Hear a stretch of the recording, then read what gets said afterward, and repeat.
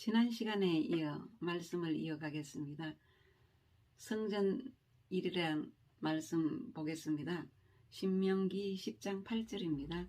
그때에 여호와께서 레위 지파를 구별하여 여호와의 언약궤를 메이며 여호와 앞에 서서 그를 섬기며 또 여호와의 이름으로 축복하게 하셨고 그 일은 오늘날까지 이르느니라고 하셨습니다. 레갑 족속에게는 한정되는 하나님의 약속이셨지만 넓게는 신약시대의 혈통적인 유대인이 아닌 이방인이 믿음으로 하나님의 백성이 된다는 것을 가리킵니다. 예레미야는 레갑 족속을 실례로 들어 유다 백성들의 불순종과 패역을 책망하였습니다. 레갑 족속은 비록 아브라함의 혈통이 아니었지만 누구보다도 그들의 선조 요나답의 명령에 따라 하나님의 말씀에 철저히 순종하였습니다. 요나답은 BC 830년경의 인물로서 그의 가후는 본 예언 선포 당시로부터 약 200년 전에 제정되었습니다. 그가 이런 규례를 세운 이유는 당시 사회가 부패할 정도로 부패하였고 부조리와 불의가 관연하였으므로 그러한 태폐적인 생활로부터 경건한 신앙을 보존하기 위해서였습니다. 요나답은 당시 사람들의 존경을 받았습니다. 레갑 사람들은 죽은 지 오래된 그들 선조의 말에 철저히 복종했습니다.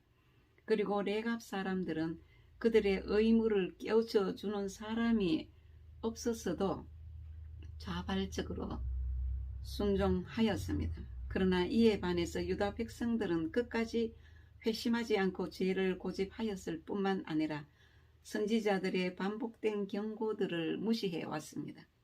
하나님께서 택한 백성들을 완전히 버리시지는 않지만 그렇다고 그들의 범죄까지도 묵과하시는 것은 아닙니다. 목자들은 유다 평원에서 반유목적 생활을 하고 있었으며 그 수는 많지 않았습니다.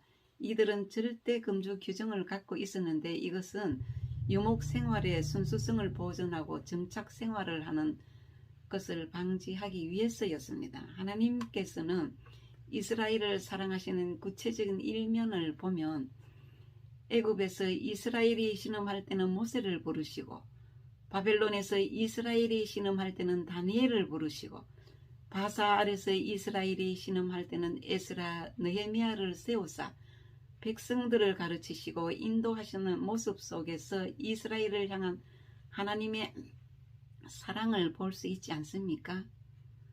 볼 수 있습니다.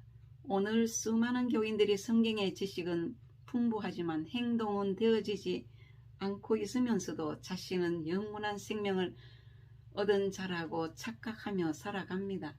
레갑 족속의 생활 방식의 특징은 레갑 족속들의 선조 요나답은 약 300년 전의 선조이었지만 그의 명령으로 조상 대대로부터 지어온 포도원과 포도주 농사 짓는 일을 끊고 양떼를 치는 일을 끝까지 하면서 이들도 주님 오시기를 기다리고 있었습니다.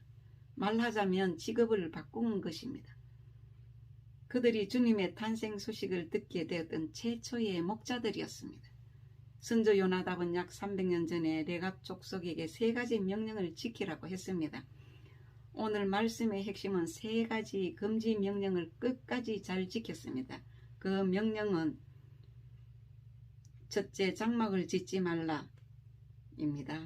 장막 생활은 영구적인 거주지가 아닌 까닭에 인간에게 소유욕을 없애주는 것이며 또한 추위를 막아주지 못하는 까닭에 사람들로 하여금 이 세상을 살아가는 강인함을 키워주며 그날 생활에 충실하게 살아가는 것입니다.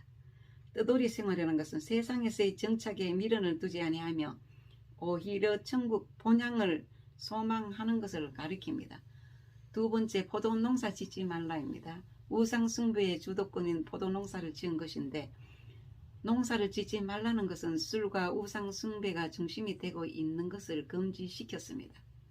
베들레헴 땅에서 포도원 농사를 하지 않고 전적으로 양을 치면서 예수님의 탄생을 천사들로부터 전함을 받았던 최초 목자들입니다. 세 번째, 포도주를 마시지 말라. 금주라는 것은 술은 때때로 의학용으로 사용되기도 했으나 하나님만을 마음의 기쁨으로 삼는 성도들에게는 만악의 뿌리가 될 뿐입니다. 이들은 300년 전에 선조 요나답의 명령을 잘 지켰기 때문에 천국 시민권의 약속을 받아냈습니다. 요한복음 6장 37절입니다. 아버지께서 내게 주시는 자는 다 내게로 올 것이요 내게 오는 자는 내가 결코 내쫓지 아니하리라. 내가 하늘에서 내려온 것은 내 뜻을 행하려 함이 아니요 나를 보내신 이의 뜻을 행하려 함이라고 하셨습니다. 오늘날 성도들은 하나님의 자녀가 되었다는 사실에만 만족하지 말고 꾸준히 경건의 훈련을 통하여 레갑 족속처럼 하나님의 뜻을 발견하고 그 뜻에 순종하는 신앙을 견지해야 합니다. 레갑 가문의 족속을 펼치다 보니까 개인 종족으로 기록되어 있습니다. 역대상 2장 55절입니다. 야베스에 살던 세기관 종족 곧 디랏 종족과 시므아 종족과 수가 종족이니 이는 다 레갑 가문의 조상 함마덱에서 나온 겐 종족이더라. 겐 족속은 모세의 장인 이드로의 후손입니다.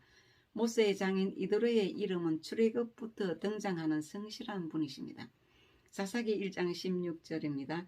모세의 장인은 겐 사람이라 그의 자손이 유다 자손과 함께 종려나무 성읍에서 올라가서 아랏 남방의 유다 황무지에 이르러 그 백성 중에 거주하니라고 했습니다. 이스라엘이 광야 생활을 할 때 이스라엘 백성과 겐 족속은 서로 친밀한 관계에 있었습니다. 모세가 왕궁에서 도주했을 때 미디안 땅 겐 족속 이드로의 집에 거주하게 되었습니다. 반갑게 맞이해 주었습니다. 제가 레갑 족속을 설명하기 위해 포로기 때의 시점으로 돌아가서 또한 느헤미야를 설명하고자 이렇게 긴 역사의 이야기를 전해드렸습니다. 거룩한 삶이란 하나님의 현존함을 의식하고 사는 것입니다. 아브라함에게 너의 복이 너를 통하여 사람들에게 들어갈 수 있는 복의 매개자가 될 것이라고 했습니다. 조건은 1절입니다. 본토 친척 아비의 집을 떠나야 합니다. 욕심, 거짓말, 정욕을 떠나지 않고는 복의 매개자가 될 수 없습니다. 솔로몬 왕이 열왕기상 3장에 하나님을 사랑한다고 말을 할 때 세상 부귀 영화 다 누렸지만 11장에서 여인을 사랑한다고부터는 나라가 영원히 패망되었습니다. 어느 날까지 말입니다. 결론입니다. 레갑의 아들들은 삶의 현장에서 충성스럽게 일하던 사람들입니다. 믿음은 하나님 나라를 우리 삶에 끌어들여서 순종으로 살아갈 때 마음의 천국이 이루어집니다. 레갑 족속들처럼 천국을 소유하게 되었음을 배웠습니다.